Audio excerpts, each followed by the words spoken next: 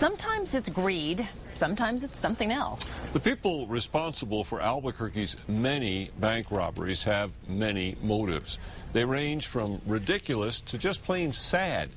News 13's Tim Maestas tonight digs deep in this special assignment report, exposing the men behind the masks and their motivation.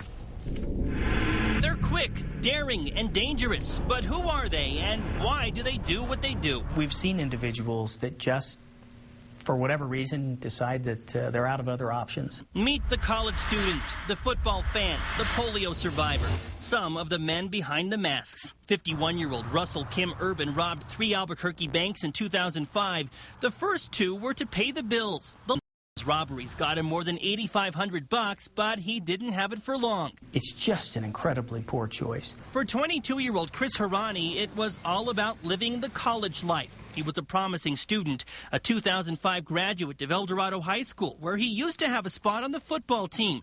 That's him sipping a soda in the high school yearbook.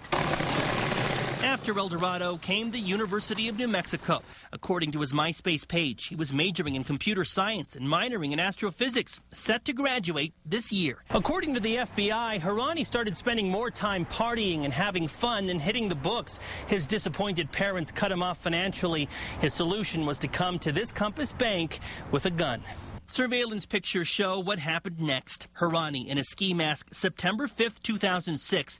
The gun he carried that day had a bullet in the chamber and a full magazine. The kid, who once had a 3.5 college GPA, left the bank with more than $7,300, but he was arrested hours later. He wanted to stay in school, and so that was one of the ways he thought perhaps he could underwrite that expense. And who can forget what happened here? 2 years ago, a man on a crutch enters the bank with a loaded gun and opens fire. Customers hit the ground. The robber takes off with $1,500 in cash, and the story captures national attention. People in Missouri recognize him as 32-year-old polio survivor Kua Luang, a man who liked to play poker at a Kansas City casino. My son. He's your son? My son. Yeah. Reporters track down his family. Has something gambling problem. Months later, Luang pleaded guilty. His attorney explained part of the reason he robbed the bank was because he was tired of being teased about his disability. They just don't realize how incredibly difficult it is to even begin to execute a robbery and not get apprehended. FBI Special Agent Darren Jones says it's tough to get away with bank robbery, especially here in Albuquerque. The local field office has one of the highest solution and arrest rates in the nation.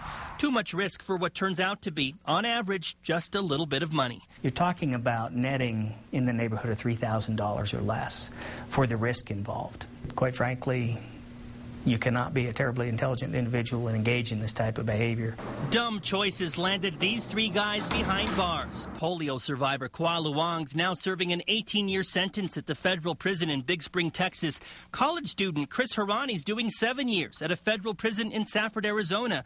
Football fan Russell Urban's also doing 7 years at the federal prison just outside Phoenix. Tim Maestas, KRQE News 13. Also among the people responsible for metro area bank robberies, a Rio Rancho businessman who actually wrote the demand note on his business card, and a former used car salesman who would rob banks during his lunch breaks. The Metro saw 51 of New Mexico's 65 bank robberies last year. Those are some amazing tales. You know?